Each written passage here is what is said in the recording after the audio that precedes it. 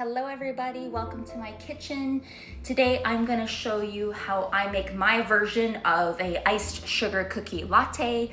I don't know about you, but I've been obsessed with the holiday drinks, and making this at home has not only saved me a ton of money, but it also has helped me. I've made some smart swaps here to help keep the sugar down during the holidays. Okay, so stick around to see how I do this. So I didn't get my recipe from one particular source. I researched a bunch of different recipes, and this is the one that I find has worked for me the best. So let's get into this.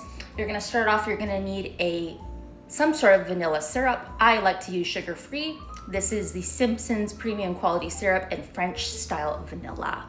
So that's gonna be the base. You're also going to want to get some sort of espresso mix. So I have the Nescafe Gold Espresso here, but any espresso will do. You're gonna want a bit of brown sugar. Now we're getting into the secret sauce of the sugar cookie recipe. So I picked this up, I got this from Bulk Barn. If you're Canadian, this was a really good price. It is butter vanilla bakery emulsion extract. So this is gonna give it a really sugar cookie taste. And then the other secret sauce is the almond extract here as well. You're also going to want a dash of vanilla extract. You're also going to want to have some sort of milk base. So I like to use coconut unsweetened silk format, but some of you may want to use cream or milk or almond milk or oat milk, wherever you are on your journey. And also you're going to want some whipped topping here. And totally optional, but I have some crushed candy canes here. I know sugar cookie usually calls for sprinkles, but I really like the crushed candy canes on top. And of course, because this is an iced drink, you're gonna want a nice glass, and you're gonna want to have ice as well on hand. And I have a mug here that can hold hot liquids because we are gonna mix our syrup and our coffee in here. So for the base of the syrup, we're gonna do about 2 to 3 tablespoons. And this is more than I would normally use, which is why I was kind of surprised a lot of my drinks weren't coming out tasting like the true form, but that's because a lot more syrup is used than we think. So that was about 2 to 3 tablespoons of vanilla syrup. So now you're gonna wanna be very careful because this stuff is strong. I usually do about 1/8 of a teaspoon here, but we only have a 1/4 teaspoon measurer. So I'm gonna do about half of this.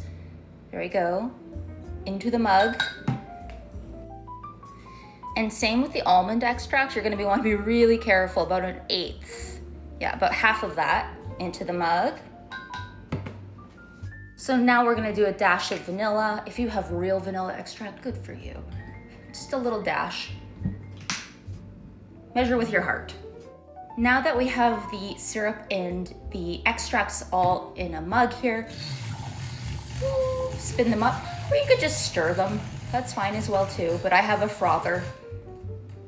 Get them all together. Now, this is where the magic happens. I have boiled some water.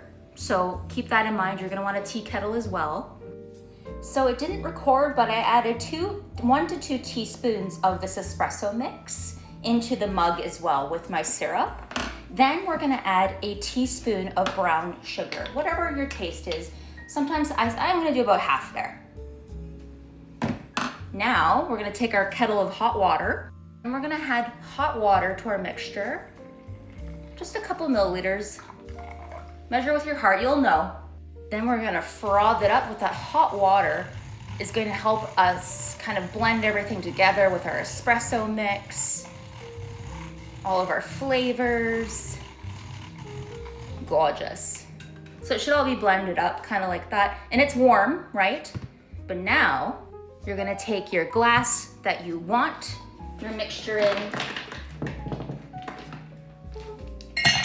fill it with ice.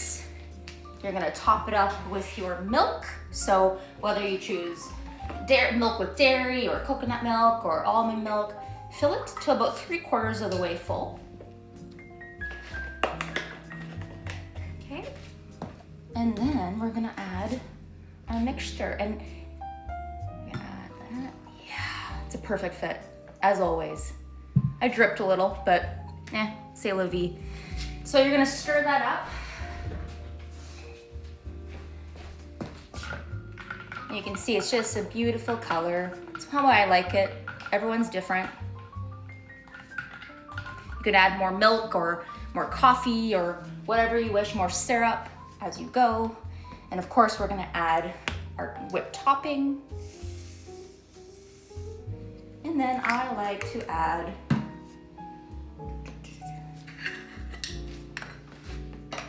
some crushed candy canes on top to keep it festive. Delicious. So if you're a barista, don't judge me. I am just some lady on the internet doing my thing. And this is how I enjoy my sugar cookie latte. That's the color I enjoy.